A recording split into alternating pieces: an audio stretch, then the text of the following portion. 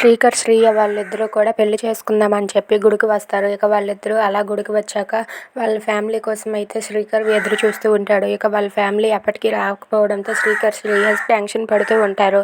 ఇంతలో అక్కడికి ఒక కారు వచ్చి ఆగుతుంది. ఇక ఆ కారులో నుండి శ్రీకర్ వాళ్ళ ఫ్యామిలీ అంతా కూడా దిగుతూ ఉండడం చూసి శ్రీయ అయితే శ్రీకర్ అటు చూడు మీ ఫ్యామిలీ వచ్చారు అని చెప్పి అంటూ ఉంటుంది. అది చూసి శ్రీకర్ ఒక్కసారిగా చాలా హ్యాపీగా ఫీల్ అవుతూ ఉంటాడు.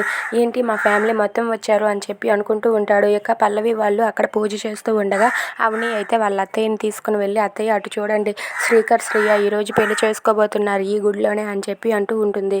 ఇక వాళ్ళిద్దరి దగ్గరికి అవని వెళ్ళి ఏంటి శ్రీకర్ ఇక్కడ అందరికీ కనిపించేలా ఎదురుగా ఉన్నారు అని చెప్పి అలా వాళ్ళిద్దరితో మాట్లాడుతూ ఉంటుంది. ఇంతలో అవని వాళ్ళ పాప అయితే అమ్మ అమ్మ అనుకుంటూ వాళ్ళ అమ్మ దగ్గరకు పరిగెత్తుకుంటూ వస్తుంది. ఇక వాళ్ళ పాప వెనకతలే అక్షయ్ కూడా ఆగమ్మ ఎక్కడికి వెళ్ళిపోతున్నావు ఆగు అని చెప్పి వాళ్ళ నాన్న కూడా పరిగెత్తుకుంటూ వస్తాడు. ఇక శ్రీకర్, శ్రీయతో అవని మాట్లాడుతూ ఉండడం అక్షయ్ అయితే చూసేస్తాడు. అది చూసి అక్షయ్ ఒక్కసారిగా షాక్ అవుతాడు. ఏంటి అవనికి ఎన్ని చెప్పినా ఎంత చేసినా బుద్ధి రాలేదు, ఇంకా వాళ్ళిద్దరితోనే మాట్లాడుతూ వాళ్ళని కలపాలని ప్రయత్నిస్తుంది, అవనికి అస్సలు బుద్ధి లేదు అని చెప్పి అక్షయ్ అయితే అనుకుంటూ ఉంటాడు. ఇక అక్షయ్ వాళ్ళని చూడడం చూసి అవని, శ్రీకర్, శ్రీయ వాళ్ళ ముగ్గురు కూడా ఒక్కసారిగా షాక్ అయిపోతారు.